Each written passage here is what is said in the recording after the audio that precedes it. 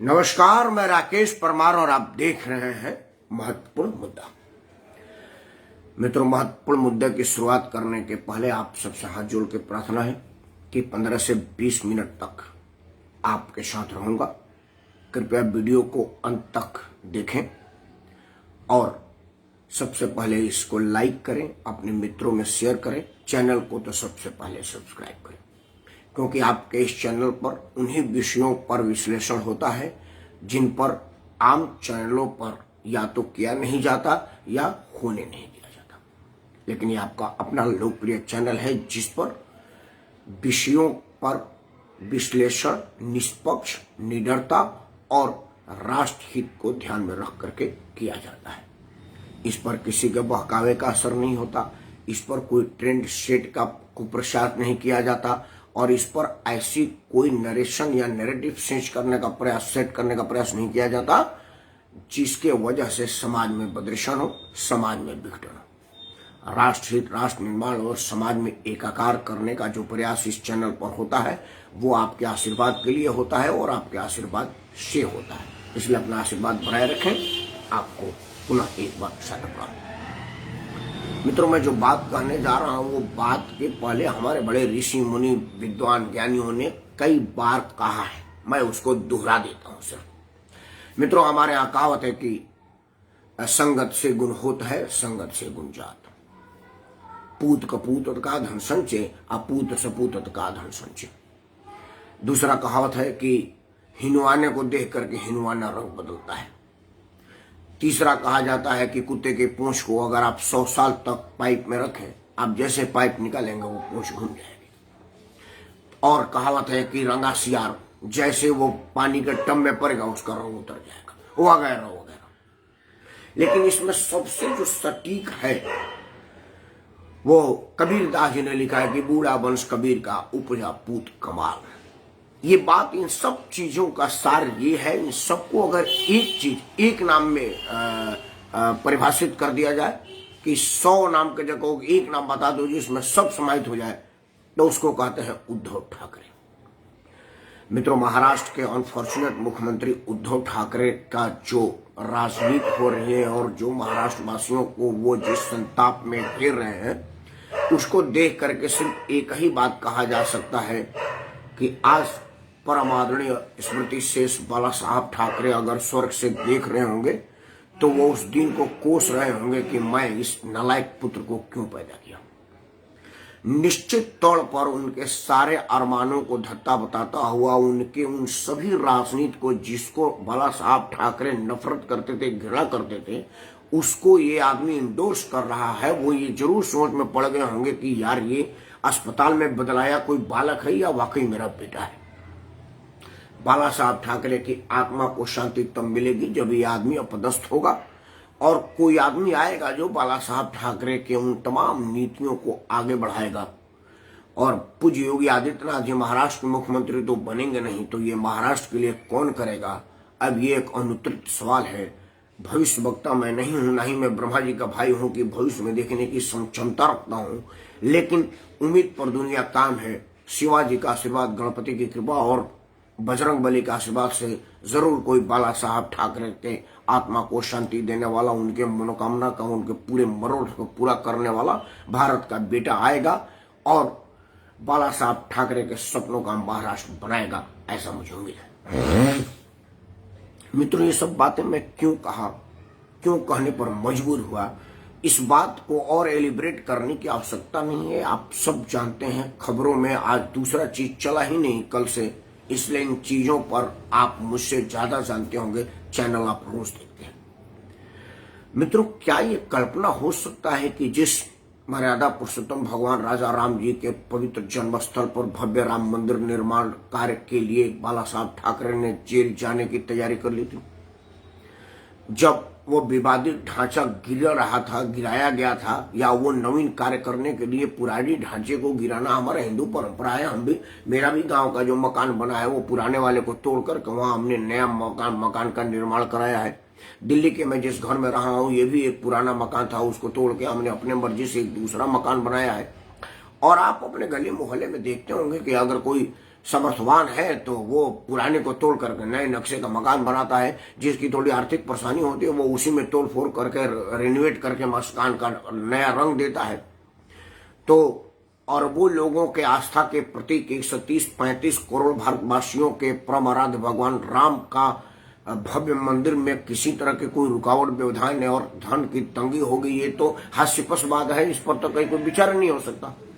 तो उस मर्यादा पुरुषोत्तम भगवान राम के भव्य मंदिर बनाने के लिए जो भूमि को समतल करने का कार्य किया गया था, उस पर मुलायम सिंह यादव ने जो गोली चलाई थी, बाला साहब ठाकरे ने कहा था कि अगर उस ढांचे को हमारे शिव सैनिकों ने तोड़ा है तो मैं प्राउडली अनाउंस कर रहा हूं कि वो शिव सैनिक था।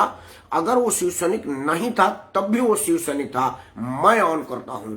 और उस पर अगर कोई भारत का कानून सजा देता है तो किसी और को ना दे, मैं जिम्मेवारी लेता हूं, मैं जेल जाने को तैयार हूं। क्या उस महान आत्मा का ही ये बेटा है जो अभी महाराष्ट्र का मुख्यमंत्री है, जिसके पूज्य पिताजी भगवान राम मंदिर निर्माण के लिए दूसरे के किए गए गलती को भी अपना मान करके स्वयं आगे आने जैसा महान बलिदान कार्य किए थे और बड़प्पन का सबूत दिया था। उसके बेटे को हनुमान चालीसा से दंगा भड़कने का खतरा है। उसे हनुमान चालीसा एक महिला के द्वारा वाचन करने से इतना ज्यादा भय हो गया है कि वो भय से भयभीत होकर के गुंडों को आगे कर दिया। और उस महिला के घर के नीचे जो हुदंग दंगई और गुंडई और नंगनई हुई, उसका तो कोई चर्चा ही नहीं किया जा सकता। मैं तो बड़ा चिंतित हूं कि शिवसेना का नाम क्या है, अब 100 सेना हो गया है क्या? और अगर ये सबके सब 100 वाहक है तो कानून के ध्वज वाहक क्या कर रहे हैं? वो सबके सब नपुंसक हो गए हैं। वो इतना ज्यादा निरीह हो गए हैं, इतना ज्यादा आप में नामर्दी घेर गई है कि कुछ मुट्ठी भर गुंडे आपका बैरियर तोड़ करके एक महिला पर हमला करने के लिए उसके घर के नीचे पहुंच गए और आप वहां पर ताली बजा रहे हैं उन जैसे। आपके हाथ में लाठी है, बंदूक है, टीयर गैस है और सारे संसाधन है, और सुना है कि दुनिया के सबसे टॉप पुलिस भी है आप। आपके मर्दांगरी पर तो मुझे रत्ती भर भी संदेह नहीं कि कभी कभी नपुंसकता क्यों आ जाती है। ये कौन सा दिन रात का करैक्टर है आपका भाई? या आपकी मर्दांगरी अलग अलग जगहों पर आता है? मेरी माँ कहती थी कि गुस्सा कमजोर पर ही आता है, मजबूत पर किसी को गुस्सा करते देखा है क्या? तो क्या मैं मान लूं कि उद्धव ठाकरे के गुंडे इतने मजबूत हो गए कि महाराष्ट्र की पुलिस नपुंसक हो गई, मुंबई पुलिस के हाथ में चूड़िया लग गया? मैं ये सब उन जमात पुलिस अफसरों से क्षमा मांगते हुए और उनके सामने सिर झुकाते हुए कह रहा हूं जिन्होंने पाकिस्तानी आतंकियों के AK-47 राइफल का अपने सीने पर गोली झेल करके जिंदा पकड़ लिया था। उस महान पुलिस वाले के सामने सिर झुकाता हूं, नतमस्तक हूं, उसका सजदा करता हूं, उसको बारंबार प्रणाम करता हूं, जो उस गोली के बमबारी के बीच में भी डिगा नहीं और उस आतंकी को जिंदा पकड़ा और गोली से छलनी होने के बावजूद भी डटा रहा। लेकिन क्या उसी मुंबई की एक पुलिस है जो कुछ गुंडों को रास्ता दे देती है डर के मारे? ये प्रश्न तो बनता है मुंबई पुलिस पर, क्योंकि उद्धव ठाकरे तो अपनी राजनीतिक वसीयतनामे को कूड़े में फेंक दिए है, मुंबई के समुद्र में डाल दिए हैं और अब जा करके गटर में नहा रहे हैं। ये तो समझ में आ रहा है, दिख रहा है, मुझे कहने की जरूरत नहीं है, हर आदमी देख रहा है। लेकिन मुंबई पुलिस जबाजियत के मशहूर मुंबई पुलिस को क्या हो गया भाई? खैर ये मुद्दा आज मुंबई पुलिस पर नहीं है, उस पर कोर्ट डिसाइड करेगा, उस पर मुंबई पुलिस के बड़े अधिकारी डिसाइड करेंगे और लोग इस पर डिसाइड करने के लिए मुंबई पुलिस को इससे ज्यादा गाली मैं नहीं दे सकता, क्योंकि वीर वांकुरों को अपमानित करना मेरा स्वभाव नहीं है। मैं उनकी बहादुरी को प्रणाम करता हूं, उनके मर्दाना रवैये के सामने सिर झुकाता हूं, लेकिन जो कुछ कायर पुलिस वालों ने अपनी कायरता दिखाया वो उनको अपने आप को बताना पड़ेगा कि ऐसी गलती उनसे क्यों हुई। क्योंकि ये जेड ग्रेड का सुरक्षा में रहने वाले आदमी का शीशा तोड़ के उसके चेहरे को लहूलुहान कर दिया गया और पुलिस वहां मूक दर्शक बनी रही। बाद में लाश बचाने के लिए 2-4-5 लोगों की गिरफ्तारी हुई। ये तो सबको समझ में आ रहा है कि असल में वहां हुआ क्या है। खैर, आपका हाथ बधा है। हमारे राजनीतिक व्यवस्था में आपको नपुंसक बनाने का रोज रोज नया नया कुचक्र चला जा रहा है, ये बात मैं समझ सकता हूं, लेकिन आपको अपनी मर्दांगी साबित करनी पड़ेगी, क्योंकि आप उद्धव ठाकरे के घर के नौकर नहीं है, उनके चौकीदार नहीं है। आप भारत के संविधान के रक्षक हैं और भारत के कानून के अंतर्गत काम करने के लिए नियुक्त किए गए हैं और भारत का संविधान ही आपका सबसे बड़ा नेता है, भारत का संविधान ही आपका मालिक है और भारत का संविधान ही आपका नीति निर्धारक है। उसी में लिखे हुए वाक्यों और बातों और नियम कायदे कानूनों के तहत आपको खुद काम करना है। और जो आपने काम किया है कि एक महिला को मारने के लिए दौड़ रहे गुंडों के सामने आप सरेंडर हो गए हैं, वो ये सब उस संविधान में नहीं लिखा है, ये मुझे जानकारी है। मित्रों, मैं ये बात नहीं समझ पा रहा हूं कि ये चीज क्यों हुआ। ये बात मैं नहीं समझ पा रहा हूं कि ये चीज कैसे हुआ। ये मैं नहीं बात समझ रहा हूं कि क्या ठाकरे नाम लिखने के उस शर्म से भी उद्धव ठाकरे ने कुछ शर्मिंदगी महसूस नहीं की। इन सब प्रश्नों का जवाब देना पड़ेगा और हर शिव सैनिक को देना पड़ेगा, क्योंकि शिव सैनिकों को ये बताने की जरूरत पड़ेगी कि आपके किस संविधान में, आपके कौन से नेता के बयान में, आपके किस कार्यक्रमों में ये बताया गया है कि भगवान राम के परम भक्त हनुमान के चालीसा की पाठ करने से आप उग्र हो जाएंगे। कहाँ लिखा गया है कि राम नाम गाने के लिए अब पुलिस की परमिशन की जरूरत पड़ेगी? भारत महान में पश्चिम बंगाल के बाद महाराष्ट्र दूसरा राज्य बन गया है जहां पर आपको राम नाम के लिए परमिशन लेने की जरूरत पड़ेगी। इन सब चीजों को देख करके तो एक ही बात मुझे समझ में आ रही है कि जिन हमारे पूर्वजों ने कहा था कि संगत से गुण होता है, संगत से गुण जात, ये बात साक्षात उद्धव ठाकरे पर लागू हो चुकी है। शायद उन्हीं को भविष्य में देखते हुए पहले किसी ने कहा होगा कि इसी तरह का होगा, या फिर कबीरदास जी ने अपने बेटे पर कहा था या बाल साहब ठाकरे के बेटे पर कहा था, मैं नहीं समझता, जिसमें कहा है कि बूढ़ा वंश कबीर का उपजा पूत कमाल। अब आते हैं उद्धव ठाकरे के राजनीति पर। मित्रों, मैं समझ रहा हूं कि उद्धव ठाकरे एक साधारण अदनासी महिला जो विदर्भ क्षेत्र की अमरावती से सांसद है। विदर्भ में इतनी ज्यादा समस्या है कि मैं नहीं समझता कि देश में उससे ज्यादा किसानों का आत्महत्या कहीं होता होगा।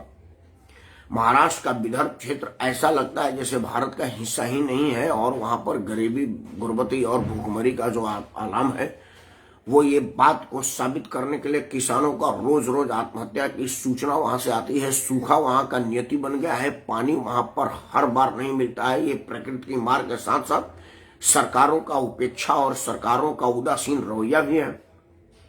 एक वहां की महिला सांसद जो निर्दलीय संसद सदस्य बनी है, उसके एक छोटे से चैलेंज पर आपका इस तरह का रिएक्ट होना है, आपके नपुंसकता को दिखाता है और आपके राजनीतिक अनुभवहीनता को दिखाता है। मैं नहीं समझ रहा हूं कि नवनीत राणा को इतना माइलेज देने की राजनीतिक भूल आपको करनी चाहिए थी, अगर आपको राजनीति का ककहरा भी याद आता तो। इसीलिए मुझे संदेह होता है कि आप बाला साहब ठाकरे की बेटा ही अस्पताल में बदला गए हैं, क्योंकि अस्पताल में बदला जाने वाली आशंका मुझे इसलिए लग रही है कि अगर आदरणीय बाला साहब ठाकरे आज जिंदा होते तो नवनीत राणा को इतना ज्यादा माइलेज नहीं मिलने देते, नहीं लेने देते, क्योंकि उनको इतना ज्यादा माइलेज देने की आवश्यकता थी ही नहीं। वो इसलिए नहीं थी कि नवनीत राणा ने हनुमान चालीसा का पाठ मातोश्री में करने के लिए घोषणा किया। आप बजाय अपने गुंडों से उसको रुकवाने के लिए, उसको भी पता था कि पूरे मीडिया में गई हुई है, वर्ल्ड मीडिया इसको देख रहा है, मेरा हत्या तो नहीं हो सकता। चाहे हजारों हजार की संख्या में महाराष्ट्र से भर से गुंडे नवनीत राणा के घर के नीचे आ जाए तो फिर देश भर की पुलिस वहां चली जाती। अगर महाराष्ट्र के पुलिस से नियंत्रित नहीं होता तो केंद्र का फोर्स वहां पर 1 घंटे के अंदर हेलीकॉप्टर और हवाई जहाज से लैंड कर जाती। नवनीत राणा का बाल बाका नहीं होता, ये नवनीत राणा को भी पता था। पता ना आपको क्यों नहीं पता था? आप एक नाचने वाली लड़की का कुछ बाल बाका नहीं बिगाड़ सके, जिसका नाच ही फैन फॉलोअर है। तो ये तो नाचने के साथ साथ संसद सदस्य भी है जिसको कुछ संवैधानिक शक्तियां प्राप्त है। मैं कानून में नहीं जाऊंगा कि एक लोकसभा के सम्मानित सदस्य को मुंबई के बेवड़ा जैसा आपकी पुलिस ने अरेस्ट कर लिया। क्यों कर लिया ये आप बताएंगे, क्योंकि मुझे इस बात की जानकारी नहीं है कि उनको अरेस्ट करने का आधार क्या था। मुझे जो जानकारी है वो ये है कि शायद उनको अरेस्ट करने का कोई नैतिक अधिकार और इतनी बड़ी विडंबना नहीं थी कि उनको अरेस्ट किया जा सकता। लेकिन जब से उद्धव ठाकरे महाराष्ट्र के मुख्यमंत्री बने हैं तब से कई चीजें हुई हैं। संसद सदस्य तो छोड़िए, पूर्व मुख्यमंत्री और वर्तमान कैबिनेट मंत्री को भी मुंबई पुलिस अरेस्ट कर लेती है महाराष्ट्र के मुख्यमंत्री के अपमान के नाम पर। भाई, महाराष्ट्र के मुख्यमंत्री कोई मर्यादा पुरुषोत्तम भगवान राजा राम है, जीसस है, अल्लाह है, वाहे गुरु है, आप है क्या कि आपका अपमान हो जाता है? और आपका मान क्या और आपका अपमान क्या? आप कौन से शक्ति हैं, कौन से तोप हैं कि अगर आपके अपमान में कोई शब्द कह देता तो चुना हुआ जनप्रतिनिधि को आप अरेस्ट करवा लेंगे? ये किस संविधान के किस पन्ने में लिखा हुआ है कि आप निजी खुंदक के लिए इस तरह की गिरी हरकत करते हैं कि आपको संविधान का ज्ञान भी नहीं है, संवैधानिक मजबूरी और संवैधानिक जरूरी को भी आप नहीं देखते हैं। इन सब चीजों को देखते हुए मुंबई के उद्धव ठाकरे के राजनीतिक अनुभवहीनता का प्रश्न है कि जो माइलेज आपने उस लड़की के सामने हंगामा करके किया है वो राजनीतिक नुकसान आपको होगा, क्योंकि पूरे देश भर में अब एक छवि बन चुकी है कि आप बाला साहब ठाकरे के शायद बेटा ही नहीं है, क्योंकि इस तरह का हरकत बाला साहब का बेटा कर ही नहीं सकता जो हनुमान चालीसा के पाठ से इतना ज्यादा खुंदक खा जाए कि एक महिला, निहत्थी महिला पर हमला करवा दे, वो भी प्रदेश भर से मुंडा बुला करके। राजनीतिक समझदारी ये होती कि जैसी नवनीत राणा ने कहा कि हम आपके घर हनुमान चालीसा का पाठ करेंगे, आपको तुरंत 2-5 पंडितों को बुला करके अपने घर में उसको आदर से बुलाना चाहिए था और स्वयं श्री गुरु चरण सरोज निज मन मुकुर सुधार वर्ण रघुबर विमल सो योधाय फलचार बुद्धिहीन तन जाने के सुमिरो पवन कुमार बल बुद्ध विद्या दे में हरो क्लेश दिखा। और ये करके पवन तने संकट हरण मंगल मूर्ति रूप राम लखन सीता सहित हृदय बसो सुरभूप तक कर देना चाहिए था। ये तो कंठस्थ याद होगा या आपको, मुझे विश्वास है कि आपको याद होगा। आपको याद नहीं होगा तो क्योंकि अब आजकल आप दूसरे संगत में तो शायद भूल गए होंगे, तो पंडितों को बुला लेते। हनुमान चालीसा का 2-2 रुपए में गीता प्रेस की किताब मिलती है, किसी हलकार्य को भेजते 2 रुपए में किताब मंगवा लेते और वाचन कर देते। नवनीत राणा को कोई नहीं पूछता और पूरे दुनिया में आपका नाम होता कि बाला साहब ठाकरे का बेटा उद्धव ठाकरे ने हनुमान चालीसा के चैलेंज को स्वीकार किया और नवनीत राणा से तेज, साफ और स्पष्ट आवाज में हनुमान चालीसा का पाठ किया। वाहवाही होती है आपकी और छुद्दी भर का मुंह हो जाता है नवनीत राणा का। उसका वो फेंका हुआ गुगली उसी के मुंह पर लगता, जैसे कहा जाता है कि चांद पर फेंका हुआ थूक पलट के चेहरे पर आता है, चांद पर नहीं जाता। आप चांद बन जाते हैं, लेकिन आपकी बुद्धि भ्रष्ट हो गई है। राजनीति तो आपको पहले कभी आती ही नहीं थी। वो तो आप ठाकरे परिवार में जन्म लेने के वजह से महाराष्ट्र के मुख्यमंत्री तक पहुंच गए, और जब आप महाराष्ट्र में मुख्यमंत्री में पहुंचे तो वो वाला कहावत चरता हो गया, रंगा सियार वाला। एक सियार नील के टब में गिर गया था तो लोगों को लगा कि यार ये कोई दूसरा खूंखार जानवर है, लोग उसे डरने लगे थे। लेकिन जैसे वो पानी के टब में गिरा उसका रंग उतर गया, अंदर से सियार निकला, बोला रही है तो वही सियार है। तो आप रंगा सियार की तरह से पूरे महाराष्ट्र में सीना तान के घूम रहे थे कि आप बाला साहब ठाकरे के ओरिजिनल राजनीतिक वारिस हैं। लेकिन जैसे ही आप शरद पवार के टब में गिरे, आपका सारा रंग उतर गया, आपको पता चला यार ये तो ठाकरे साहब का बेटा नहीं है, ये तो अस्पताल में बदलाए हुआ है, कोई बालक लग रहा है, ये है कोई और। आप अपने परिवार का जगहसाई किए हैं और सबसे ज्यादा परवादले बाला साहब ठाकरे का जगहसाई किए हैं, उनके आत्मा को दुखाया है आपने। महाराष्ट्र की जनता से आपको क्षमा मांगनी चाहिए, मांगनी ही पड़ेगी, आज नहीं तो कल, और मांगेंगे ऐसा मुझे पूरा भरोसा है। नवनीत राणा से ज्यादा आप हनुमान चालीसा की पाठ करेंगे, क्योंकि यहाँ तो लोग जो हिंदू धर्म को कहते थे कि ये धर्म सबसे वाहियात, बेकार और खराब है, वो चुनाव के टाइम में लंबा टीका और रुद्राक्ष माला लगा करके बड़ा बड़ा हाथ में कलेवा, मुझसे ज्यादा ये तो मेरा इतना है, वो तो वो लोग मतलब यहां से लेकर के यहां तक कलेवा बांधते हैं। और आप कौन सी चीज है, वोट बैंक के आगे तो झुकना ही पड़ेगा। गुंडई वोट में नहीं चलती है, गुंडई वोट के बाद चलती है। तो वोट का और कितना दिन तक का कार्यकाल आप पर रह गया है। लेकिन एक जरूर आपको उद्धव ठाकरे, अगर आप मेरी बात सुनते हो या कोई आपका चमचा बेलचा या आपका हलकारा आप तक बात पहुंचाएगा तो वो पहुंचा दे कि इस सब एपिसोड में अगर कोई बहुत ज्यादा खुश हो रहा होगा तो वो शरद पवार साहब खुश रहेंगे, क्योंकि शरद पवार को शुरू से ही आपके पिताजी से परेशानी रही है। क्योंकि महाराष्ट्र में 2 ही शक्ति थी, शरद पवार की और बाल ठाकरे की। एक हिंदू हृदय सम्राट था, दूसरा कथित धर्मनिरपेक्ष था, और दोनों अपने अपने वोट बैंक पर कब्जा किए हुए थे और महाराष्ट्र की महाशक्ति थी राजनीतिक रूप से। लेकिन जैसे बाला साहब ठाकरे का स्वर्गवास हुआ, एक दुखद था, लेकिन बाला साहब ठाकरे अपनी पूरी जीवन जी के गए और जब तक जिए पूरा सम्मान का इज्जत पाए, और उनके मरने के बाद भी अब उनका इज्जत ऊपर ही बढ़ेगा। आप जैसा नालायक बेटा के जन्म लेने के बाद तो और भी ज्यादा ऊपर हो जाएगा। वो तो और ज्यादा लोगों को याद आएंगे कि यार बाला साहब ठाकरे क्या थे और ये इनका बेटा क्या है, और रोज रोज याद आएंगे। अगर आप बहुत बढ़िया सत्कर्म किए होते तो शायद लोग कहते कि चलो जाने दो, बाला साहब ठाकरे नहीं रहे तो क्या हुआ, उसका बेटा उद्धव ठाकरे ने उनके पद चिन्हों पर चलना शुरू कर दिया है और अब उनके सारे कामों को अपने हाथ में ले लिया है, तो शायद उनका नाम कुछ कम हो जाता। लेकिन अब आपके इस कुकर्मों से, कुबुद्धियों से और गैर राजनीतिक अनुभवहीनता से आप उस चीज को और आगे बढ़ा दिए हैं, मतलब वो अपने पिताजी को अमर कर दिया है। एक नाते तो आप धन्यवाद के पात्र हैं कि बाला साहब ठाकरे साहब का नाम डूबने नहीं देंगे। लेकिन शरद पवार जिस तरह से आपके रंग को उतार दिया अपने टब में डुबो करके, तो एक चीज तो जरूर होगी कि पूरे महाराष्ट्र में अब एक बात लोग समझ गए हैं कि ये हिंदू हृदय सम्राट का तगमा अब इनके चेहरे से उतर गया है, नकाब इनके चेहरे से उतर गई है। कहीं ऐसा ना हो कि पैंट उतर जाए तो नीचे खतरा दिख जाए।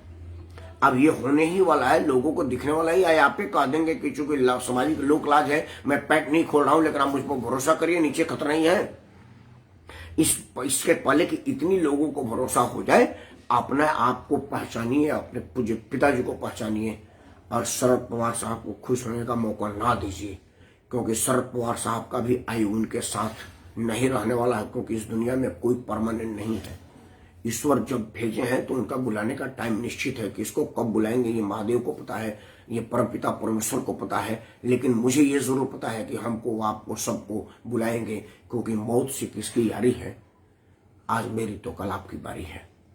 तो जब बारी शरद पवार साहब की आएगी तो वो चिंतित होते कि भाई उनके बच्चों का राजनीतिक भविष्य क्या होगा, क्योंकि बाला साहब ठाकरे से मैं पूरा जीवन तो लड़ता रहा और हारता रहा। आज उनका बेटा तो उन्हीं के पद चिन्हों पर चल गया है, लेकिन बाला साहब ठाकरे आपके ऊपर से नकाब उतार देने के बाद संतुष्ट हुए होंगे कि चलो ये लड़ाई मेरे तक थी, अब मेरे बाद खत्म हो गई है, क्योंकि मेरे बाद अब बाला साहब ठाकरे का कोई राजनीतिक वारिस बचा ही नहीं है।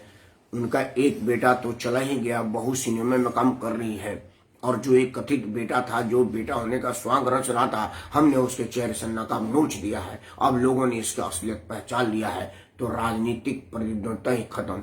अब मेरे बेटे बेटियों को कोई टक्कर नहीं दे सकता। महाराष्ट्र का एक छत्र राज अगर किसी का होगा तो शरद पवार का होगा, और ये बाला साहब ठाकरे के घर एक नालायक जन्म लेने के वजह से होगा। खैर, आप सब हनुमान चालीसा का पाठ करें, आजान करें, गुरबाणी पढ़ें या चर्च में प्रार्थना करें। ये आपके अपनी स्वतंत्रता है। भारत का संविधान इस बात की छूट देता है, लेकिन इस बात की छूट भी देता है कि आप एक दूसरे का सम्मान करें। भारत का संविधान में ये भी लिखा गया है कि आप किसी एक दूसरे की प्रतिनिधिता बस एक दूसरे पर टीका टिप्पणी ना करें और सम्मान में किसी तरह की कमी ना करें। मुझे बड़ी खुशी है कि उत्तर प्रदेश का मैं वोटर हूँ, रहता मैं दिल्ली में हूँ, लेकिन वोटिंग राइट मेरा उत्तर प्रदेश में है, और मेरे वोट से जो सरकार बनी है उसमें एक वोट का योगदान मेरा भी है। वो है परमादरणीय योगी आदित्यनाथ जी। और योगी आदित्यनाथ जी के राजनीतिक साख का पहचान है कि उनके एक आह्वान पर धर्मस्थलों से माइक का आवाज डाउन हो गया और वहां का रहने वाले नागरिकों को सुकून का जीवन जीने का मौका मिल रहा है। अब वो कह रहे हैं कि मुझे मंदिर, मस्जिद, गुरुद्वारा, चर्च से बेमतलब बहुत ज्यादा आवश्यक परेशानी नहीं हुई है, और अब सच्चे मन से भगवान की भक्ति करने का टाइम है, क्योंकि माइक के सुर में भक्ति कहीं गौड़ हो जाती थी, लेकिन अब मन शांत रहता है तो भक्ति भी शालीनता से होती है। आप सबसे भी हाथ जोड़ के प्रार्थना है कि हनुमान चालीसा का पाठ करने के लिए, आजान करने के लिए, गुरबाणी करने के लिए या प्रार्थना करने के लिए सड़कों को ना चुने, क्योंकि सड़क चलने के लिए होता है, पूजा करने के लिए नहीं। चाहे हनुमान चालीसा का पाठ हो या नमाज हो, आप अपने घरों में पढ़ें। अगर मंदिर जाना दूर हो, मस्जिद जाना दूर हो, चर्च में पहुंचना नामुमकिन हो तो घर में पढ़िए, क्योंकि हमारा कहा गया कि हम में तुम्हें खड़क, हम में घट घट व्यापत राम। तो जब घट घट राम व्याप हो रहे हैं तो कोई जरूर नहीं है कि आप मंदिर में जाइए। आप अपने मन को मंदिर मानिए, क्योंकि सारे देवों का वास इसी में होता है।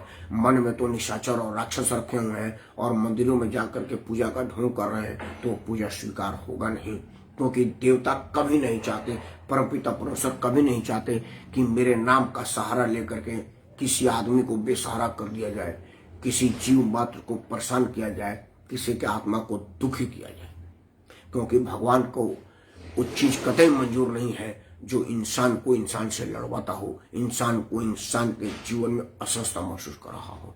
आप इन सब चीजों पर ध्यान दें और परमपिता परमेश्वर को, अल्लाह को, जीसस को, वाहेगुरु को अपने अपने घरों से निकरण करें तो उतनी ही शक्ति, इतनी ही स्वीकारता और उतना ही पुण्य मिलेगा अगर किसी को परेशान किए बगैर करेंगे। तो उम्मीद है कि आप सब मेरे अनुरोध को स्वीकार करेंगे, क्योंकि ये विनम्रता से हाथ जोड़ के किया हुआ अनुरोध है। और बाला साहब ठाकरे के आत्मा की शांति के लिए आप पाठ करें। और जब महाराष्ट्र में जो भी चुनाव हो, नगर पंचायत से लेकर के लोकसभा तक का, उसमें शिव सैनिकों के उस खुखार चेहरे को याद करें कि ये वही 100 सैनिक बनने का प्रयास कर रहे हैं, जो किसी भी आवाज को दबाने के लिए किसी का सर उस तरह करने लगते हैं, किसी का घर तोड़ने लगते हैं, किसी निहत्थे महिला पर आक्रमण करने के लिए पुलिस का ब्रिगेड तोड़ देते हैं। तो क्या ऐसे लोगों को वोट दिया जाए? और मैं समझता हूं कि आपकी समझदारी पर मुझे रत्ती भर भी संदेह नहीं है। ये भारत की भूमि है, रावण का घमंड नहीं बर्दाश्त की तो ये ठाकरे का बेटा कौन सा चीज है, जरूर नहीं बर्दाश्त करेगी। इन्हीं शब्दों के साथ, इन्हीं उम्मीदों के साथ कि आपके विवेक पर मैं रत्ती भर भी संदेह नहीं कर रहा, चुनाव परिणाम बताएगा कि आप कितना विवेकशील है। जय हिंद, वंदे मातरम।